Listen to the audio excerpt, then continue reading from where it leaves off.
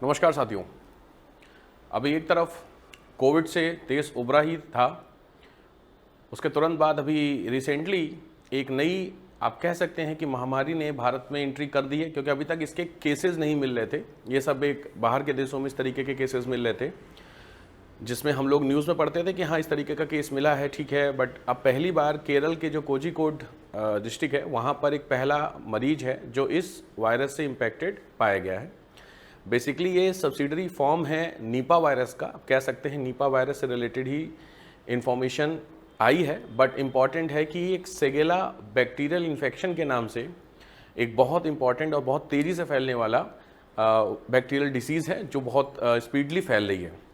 इसमें इशू क्या है? इशू इसलिए इम्पॉर्टेंट है, क्यों इसको महामारी की संज्ञा दी गई है बाय द WHO, क्योंकि इसमें जो मोर्टेलिटी रेट है, जिसमें मृत्यु दर हम लोग बोलते हैं, वो बहुत हाईएस्ट है। मतलब काफ़ी ज़्यादा इसमें मृत्यु दर है अप्रॉक्सीमेट, अगर आप कंपेयर करें टू द कोविड। तो सबसे इंपॉर्टेंट चीज़ होती है, तो क्या वास्तव में फिर से भारत में कुछ सिचुएशंस इस तरीके की हो रही है जो ख़राब होने जा रही है, या भारत में लॉकडाउन लगने की नौबत आ सकती है? तो आज की इनसाइड स्टोरी में हम लोग इस पर डिस्कस करेंगे। तो चलिए स्टार्ट करते हैं।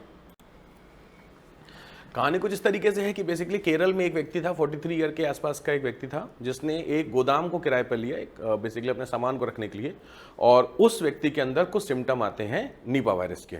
अब यहाँ पे नीपा वायरस के बारे में कुछ बेसिक इन्फॉर्मेशन आपको होनी चाहिए कि बेसिकली 43 साल का था जो कोझिकोड का था, जिसमें उसको हल्का बुखार आया। जब वहाँ पे उसने डॉक्टर से चेक कराया तो पता चला कि हाँ there is a symptom of particular virus.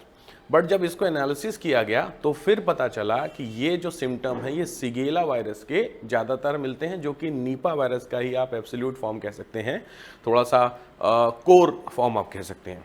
अब इसमें जो सबसे बड़ी दिक्कत वाली चीज़ है, वो दिक्कत वाली चीज़ है कि इसमें सबसे ज़्यादा जो इम्पैक्टेड लोग हैं वो इसमें छात्र हैं, स्टूडेंट हैं। ऐसा क्यों है? क्योंकि चूंकि नीपा वायरस का एक्सटेंडेड है, इसका मतलब जो पॉसिबिलिटी ऑफ नीपा वायरस होती है, जहाँ से नीपा वायरस फैलता है, उनकी सब्सिडरी फॉर्म में है। मतलब जिस पर्टिकुलर वेक्टर से नीपा वायरस फैलता है उसी से सिगेला वायरस फैलने के चांसेस बहुत ज़्यादा हो रहे हैं, जिसमें करीब अप्रॉक्सीमेट 33-34 के आसपास का डेटा है। इतने लोगों को अप्रॉक्सीमेट ICU में वेंटिलेटर पर डाल दिया गया है। तो इम्पॉर्टेंट है कि वेंटिलेटर में इनिशियली वेंटिलेटर पे आदमी पहुंच गया, इसका मतलब obvious high probability of risk इस चीज़ के लेकर के। तो सबसे पहले तो समझते हैं नीपा वायरस के बारे में। बेसिकली जो नीपा वायरस होता है ये कैसे होता है?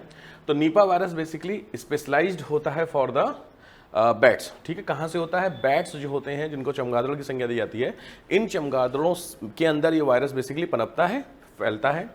ये किसी फ्रूट्स को बेसिकली कट करते हैं। जैसे आपने सुने होगा कि ये पेड़ पे रहते हैं, तो पेड़ पे रहते होंगे तो अब सर्वाइवल के लिए कुछ काम करते हैं। तो उसके लिए जो फल खाते हैं, उस फल को अगर हम लोग बिना रब किए, बिना साफ किए, बिना गर्म पानी में साफ किए, इस तरीके से अगर कुछ करते हैं तो इश्यूज हो सकते हैं।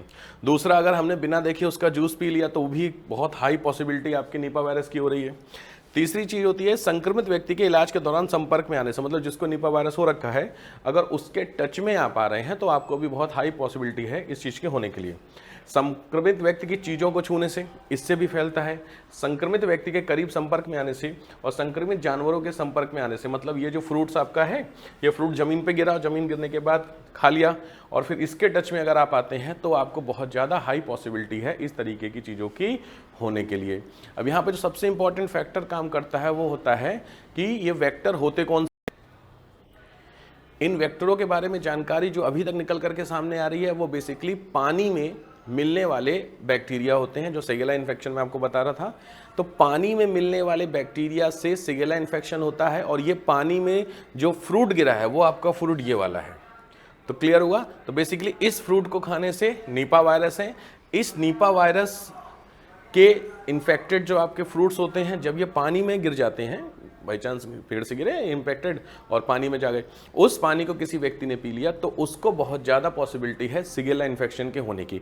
सिगेला इन्फेक्शन के जो सिम्टम होते हैं ऑलमोस्ट सिमिलर सिम्टम होते हैं जो आपके नीपा वायरस के होते हैं। ये चीज़ें समझ में नहीं आ पा रही हैं, थोड़ी सी इसको क्लेरिफाई नहीं किया जा सकता है। बट प्रॉब्लम यहाँ पे सबसे ज़्यादा क्या हो रही है, मैंने अभी आपको बताया, that is of high mortality. सबसे ज़्यादा मृत्यु दर यहाँ पे बहुत ज़्यादा पाई जा रही है। केरल में अप्रॉक्सीमेट, मैंने बताया आपको, अप्रॉक्सीमेट 54 केसेस में से 34-36 केसेस ऐसे होते हैं जो राइट नाउ कहाँ पर, वेंटिलेटर पर है। तो इतना हाई प्रोबेबिलिटी आपकी हो रही है मोर्टेलिटी को लेकर के। तो हमेशा कोशिश करनी चाहिए, जिस भी फ्रूट्स में कोई कट का निशान लगा हुआ है, कहीं आपको लगा हुआ है कि किसी के दांत लगे हुए हैं या कुछ भी इस तरीके के आपको साइन उसमें दिख रहे हैं, तो कोशिश कीजिए अवॉइड कीजिए उस चीज़ को। हो सकता है कि इस तरीके की सिचुएशंस में पॉसिबिलिटी हो। दूसरी चीज़, साउथ इंडिया से आने वाले जो फ्रूट्स होते हैं उसके में भी बहुत ज़्यादा बीच में इशू भी हुआ था इस चीज़ को लेकर के कि उसको होल्ड करने की बात चल रही थी जब केसेस होते हैं इस तरीके के। तो कोशिश कीजिए अवॉइड कीजिए, स्पेशलाइज अगर कोई फ्रूट आपके हैं जो कहाँ से निकल करके आ रहे हैं, साउथ इंडिया से।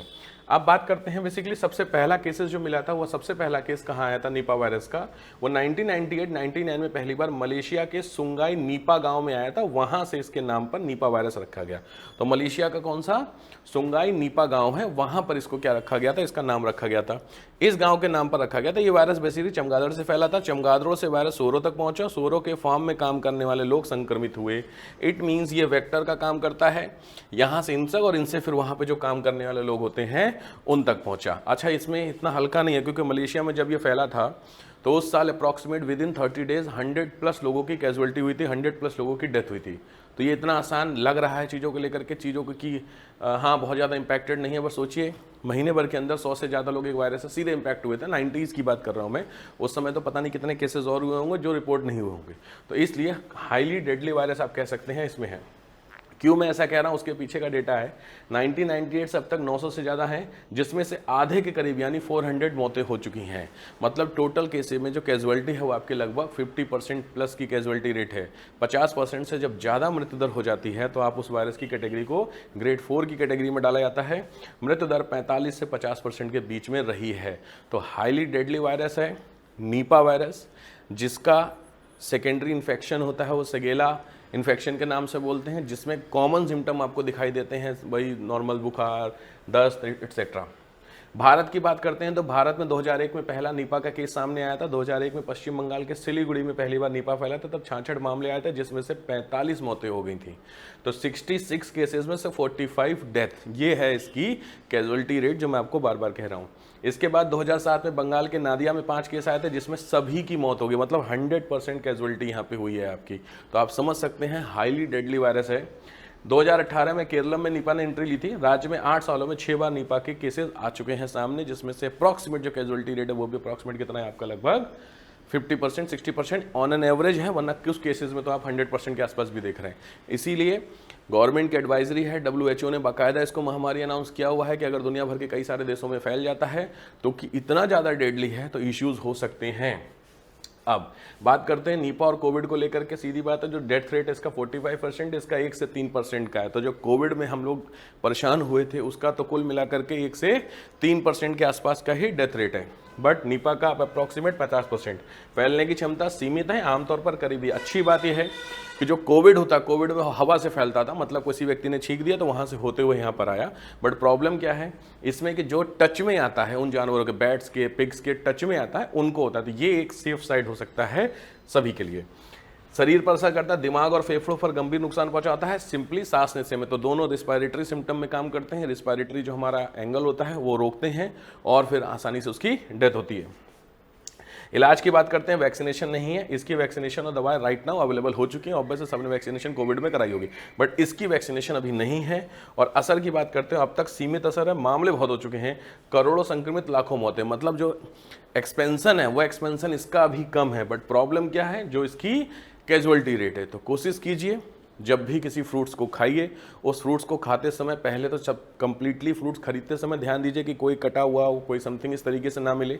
अगर बाई चांस किसी कारणवश वो आपके घर आ जाता है तो फिर उसको प्रॉपर गर्म पानी से क्लियर कीजिए, साफ़ कीजिए, उसके बाद ही खाइए, अदरवाइज मत खाइए, क्योंकि बहुत ज़्यादा पॉसिबिलिटीज़ है। गवर्नमेंट जब भी एडवाइजरी रिलीज़ करती है तो उसको सीरियसली लेना चाहिए, क्योंकि बहुत ज़्यादा हाई रिस्क कैटेगरी की जब सिचुएशन आती है तब जाकर के गवर्नमेंट किसी भी चीज़ को पैनिक, ऑब्वियस है कि इस तरीके की सिचुएशन आएंगी तो पैनिक क्रिएट होगा लोगों के अंदर, ये होगा वो होगा, तो इसको रोकने के लिए गवर्नमेंट कोशिश करती है, अवॉइड करती है।